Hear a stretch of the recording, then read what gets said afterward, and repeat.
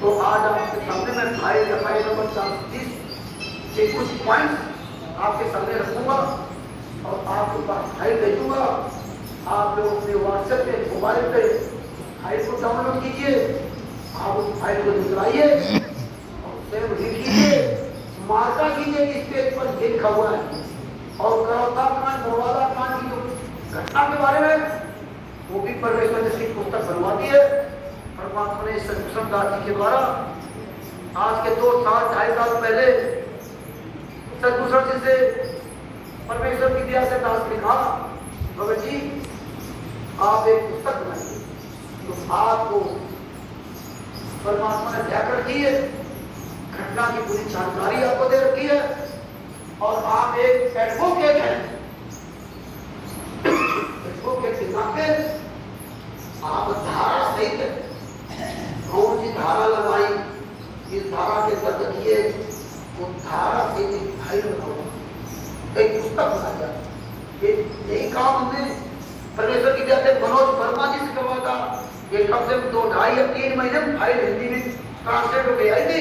जब file number 430 उनसे कहा था, भगत जी इस फाइल को कोर्ट की भाषा में ट्रांसलेट कीजिए, कोर्ट की भाषा में, व्यक्तिगत भाषा में, कि कल अगर भविष्य में हमें अगर कहीं कोर्ट जाना पड़े तो कम से कम हमारे अनपढ़ भाई मतलब नहीं क्या पढ़े लिखे नहीं हो, मतलब हम कोर्ट की भाषा जानते नहीं, तो आप सीधी सरल भाषा में आप समझ सको।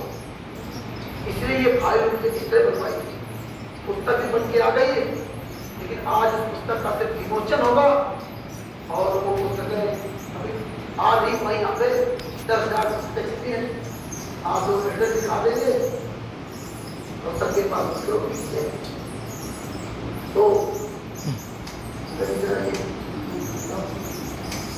ये फाइल नंबर 430 फाइल है और आपको पता है कोई घटना होती है इसके 2 पक्ष होते हैं, पक्ष और विपक्ष, यानी कि अपराधी और एक अपराध से अभियोजित पक्ष। तो इसमें देखो अपराधी की श्रेणी में कौन कौन लोग थे, एक फाइल आप पढ़ोगे आपको सब कुछ समझ आएगा। राज कपूर, राजेंद्र, बलवान, पवन जयपुर वाला नहीं, अभी हमारा भी नाम आएगा इसमें से, ये नहीं कि हमारा इन्होंने 2018 में यही काम किया था, आपको शायद किसी को याद होगा। इन्होंने पवन रामचंद्र के नाम से एमपी में और दिल्ली से एक अखबार निकाला था कि देखो ये पवन रामचंद्र दोनों जो है संग्राम को फंसा के आए, इनको पुलिस ढूंढ रही है, ये अखबार में डाला था। तो परमेश्वर ने तो हम लोग खोजी बना रखा, तो अभी आंच लगा तो खबर वाले तक को छान डाला, उसको भी फोड़ दिया, उसके हाथ से कुछ निकले नहीं था, क्योंकि ये अखबार की जो ना ऊपर वाला मेन कटिंग काट दी और नीचे कलर फोटो छपा लगा देते ना, वो डाल दिया, तो उसकी जब पूरी सर्च किया तो सभी नंगे हो गए। तो परमेश्वर ने इसकी दया कर रखी थी। तो इसमें राजेश नटवरलाल, एक राजेश और है, रामचंद्र पिता रोशनलाल, निवासी बरना, थाना थानेदार, जिला कुरुक्षेत्र, जोगिंदर और बिल्लू, सब रामबाजी मार का सगा बांधा, जोगिंदर बिल्लू संतरामबाजी मार सगा बांधा, वीरेंद्र और विजेंद्र संतरामबाजी मार सगा पुत्र, कविता और बेबी बलजीत की बेटी, जिसने हमारे परमात्मा पर हम विस्तार का आरोप लगाया था। और ये क्या कहते थे, मीडिया झूठ बोल रही है। अगर मीडिया झूठ बोल रही है तो मीडिया पे क्या करो। इसके अलावा गुरु जी का नाम तो अभी था ही कृष्ण कुमार,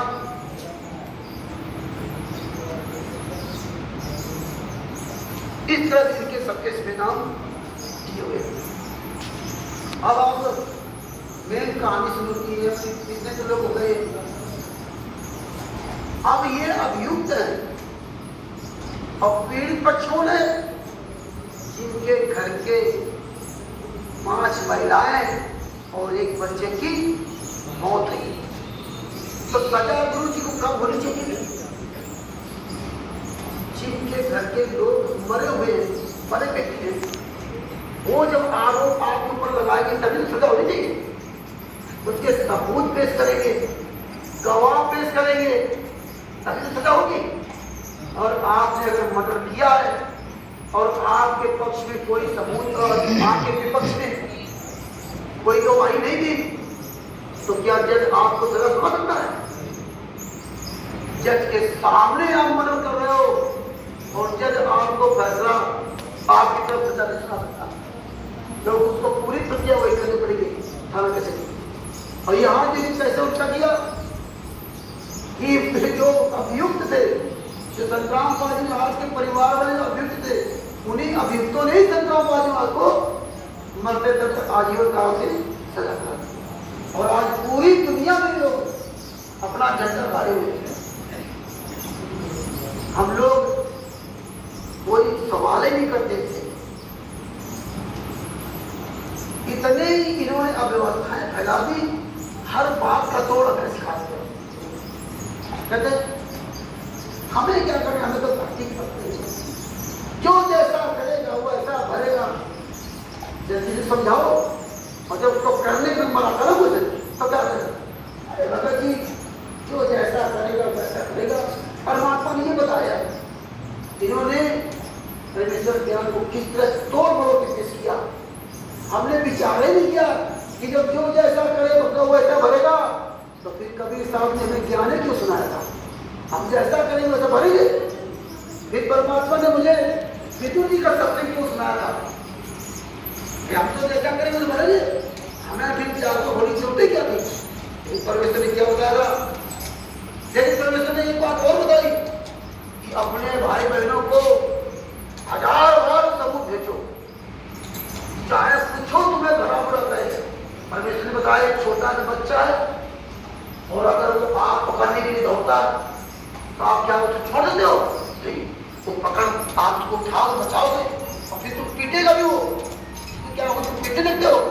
इतना सूक्ष्म ज्ञान दिया हमको, लेकिन इन चाटुकारों ने मुझे किस तरह डाइवर्ट कर दिया कि जो जैसा करेगा वैसा करेगा। परमेश्वर ने कहा कि आप उसको समझाओ, पर नहीं मानता है, आप अपना कर्तव्य करो और फिर वो गलत करके तो अपना वो सजा खुद होगी। लेकिन आप तो उसको समझाओ अंतिम तक। तो इस तरह जीवन धारण कर दिया। हमने क्या करना? हमने तो भक्ति कर दी है। हमने कभी ये नहीं सोचा, गुरु जी ने कहा था गुरु कुआं में नाम ले लिया, ऐसे होता तो 600 साल पहले 64 लाख 12 हो गया। नहीं, हमें बता दियो लीला कर रहे हैं, हमें बता दियो परमात्मा कर रहे हैं। हमको इतना डाइवर्ट किया कि आपका मेन पॉइंट की तरफ दिमाग ही नहीं जाता। हम पुस्तक सेवा कर रहे हैं पूरी दुनिया में, क्या करें? गुरु जी का प्रचार हो रहा है। कभी आपने नहीं पूछा कि भैया पुस्तक छपती कहाँ है? आपको नहीं बताएंगे पुस्तक कहाँ छपती, आपको नहीं बताएंगे। हम आज भारत, नेपाल, भारत के कई प्रांतों सब लोग आए। हमारे नेपाल के कई भाई बहन को दुआ है, शायद 40-50 हम भाई बहन हमारे नेपाल रहे। 2014 के बाद आपने जो भी भाई बहनों नाम दीक्षा ली होगी, कभी हमने फार्म नहीं चेक किया कि मेरे फार्म में क्या लिखा है। हम ये सब सबूत डालते हैं, कुछ लोग जागरूक होते हैं कि फार्म में क्या लिखा है, हम उसको देखते नहीं। फार्म में एड्रेस पड़ा सब लोग वाला हिसार का और नाम दीक्षा दे रहे नेपाल में। एड्रेस पड़ा हरियाणा हिसार का जो 2014 से बंद है, और नाम दीक्षा दे रहे पाकिस्तान में, ऑस्ट्रेलिया में, अमेरिका में, इटली में। हम सब जगह बात किया, सब जगह सबसे सवाल किए, पढ़े लिखे लोगों सवाल किए। और ये मनोज वर्मा जी ने जो हिंदी की फाइल भी ट्रांसलेट करवाई थी, ये बिहार की एक पटना के एडवोकेट है और वो इनकम टैक्स के सरकारी वकील है। अब आप और उनके चाचा यहाँ बिहार के वो बीजेपी बहुत बड़े मंत्री हैं, उनका नाम नहीं याद आ रहा। ये हमने पहले 2018 में ऐसे कुछ वीडियो डाला, कहीं से उनको वीडियो मिला, उन्होंने मुझे फोन किया कि बाबा जी हमने भी तो 2018 में शिक्षा दी और ये पर्चा पढ़ा तब मेरे समझ में आया।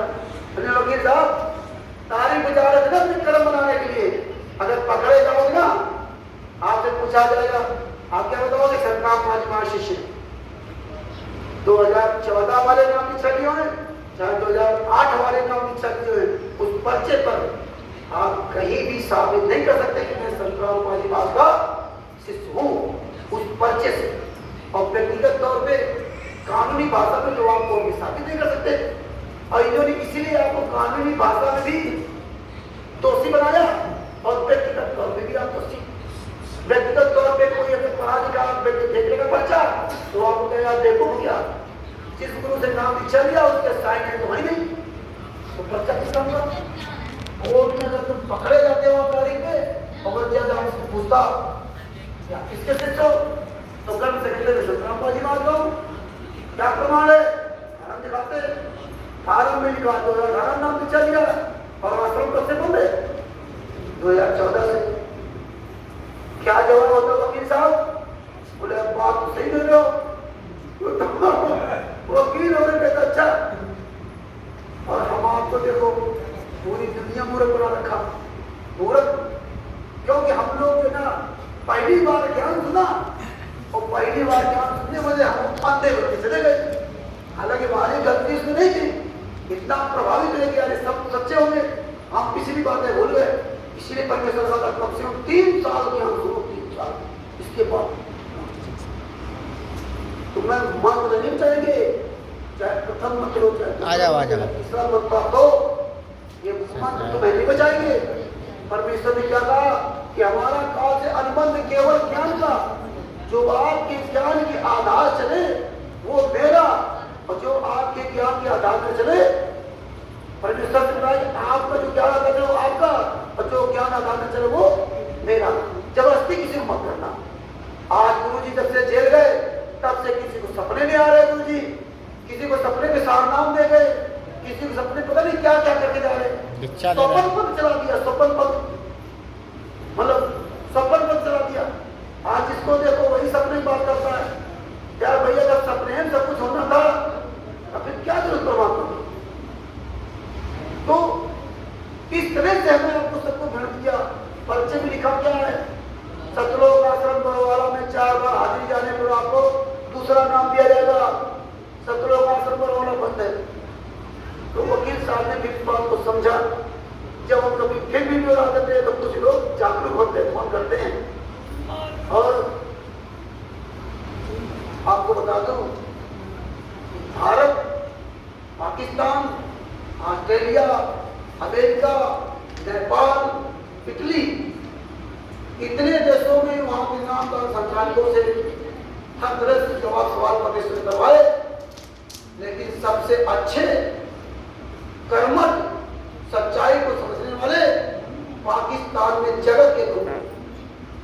आप लोग कहोगे यार मेरी तारीफ नहीं कर रहे कि पाकिस्तान के जगत के लोग बात करते हैं।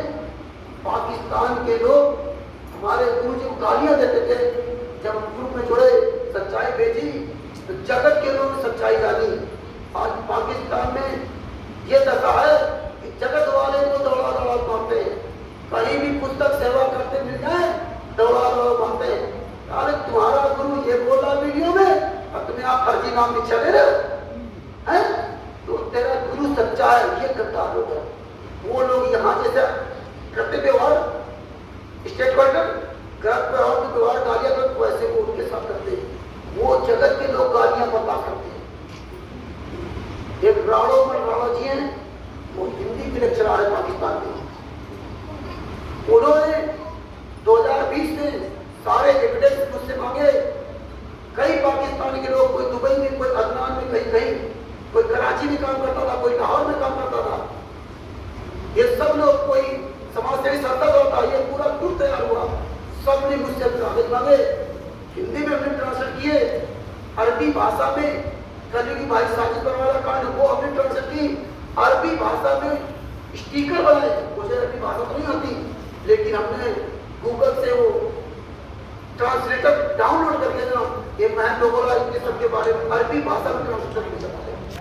अब जगत के लोग रामचंद्र राम जी मानस में भागवत में सब बहुत